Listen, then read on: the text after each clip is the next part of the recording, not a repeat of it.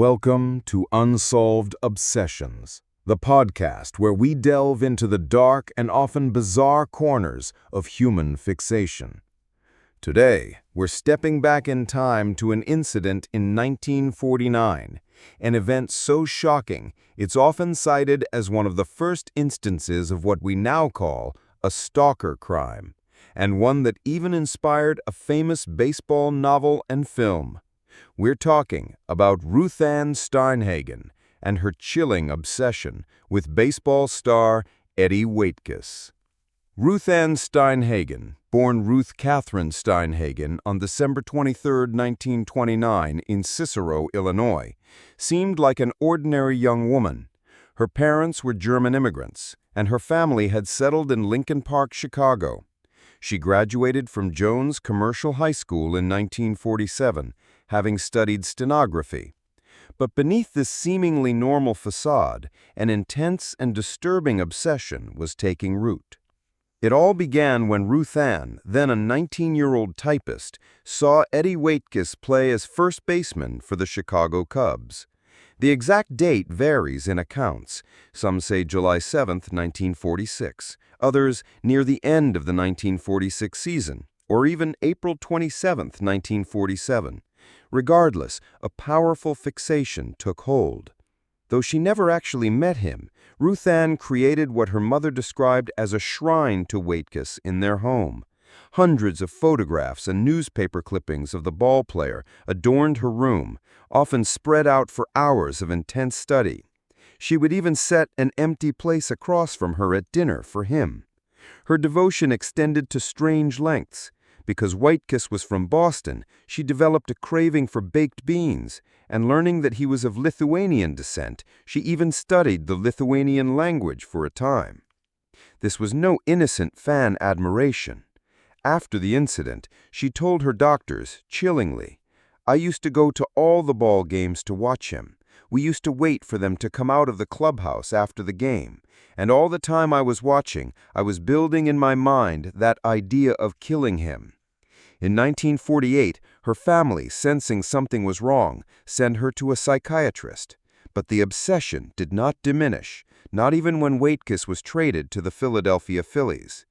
After the shooting, police would find extensive clippings in her suitcase and pictures even papering the ceiling of her bedroom. The stage was set for tragedy on June 14, 1949, when the Phillies came to Chicago to face the Cubs. Waitkus played in the game, and Ruth Ann, as expected, was in attendance.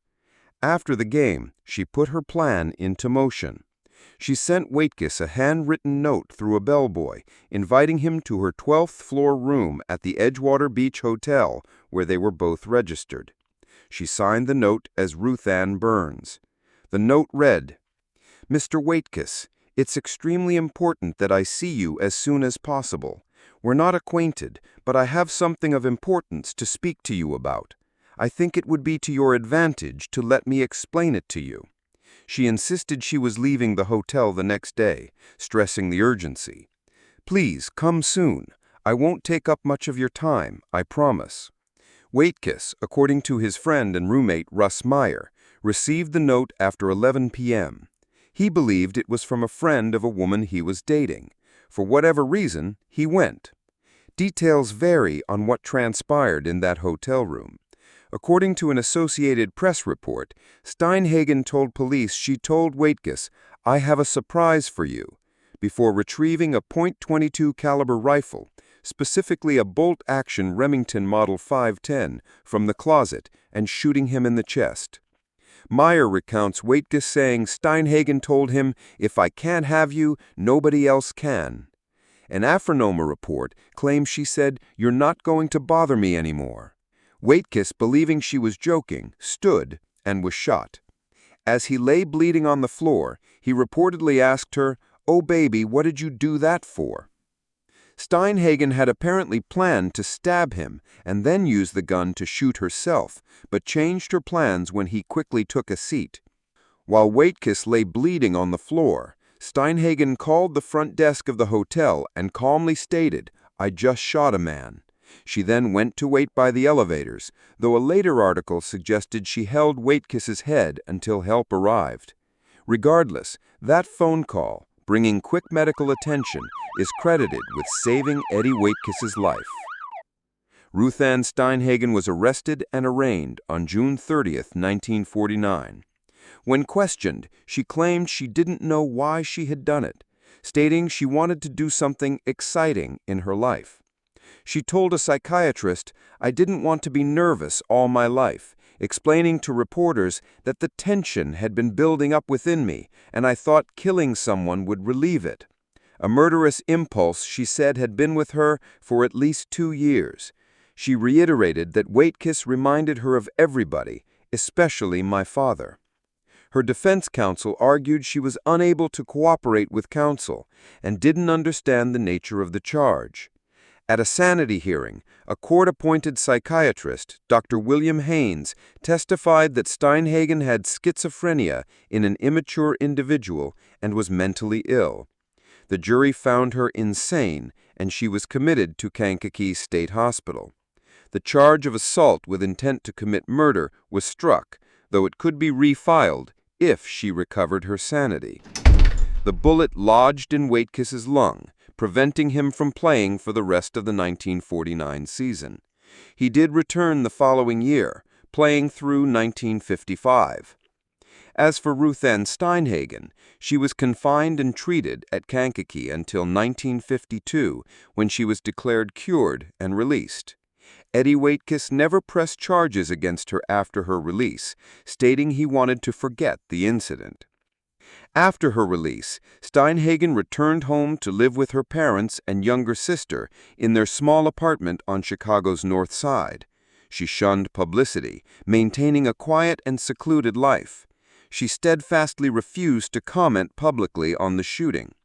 As Waitkus's biographer John Theodore put it, she chose to live in the shadows, and she did a good job of it.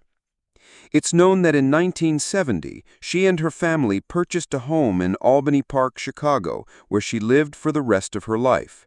She continued to live there with her sister after their parents passed in the early 1990s, and then alone after her sister's death in 2007, employing full-time caregivers in her final years. There's no evidence she ever married, and discoverable evidence of employment is virtually non-existent, though a neighbor recalled her saying she worked an office job for 35 years without specifying where. Ruth Ann Steinhagen died on December 29, 2012, in a Chicago hospital from a subdural hematoma resulting from an accidental fall in her home. Her death went largely unreported for nearly 3 months, until the Chicago Tribune discovered it while searching death records for another story. She left no immediate survivors. The Steinhagen incident had a profound impact.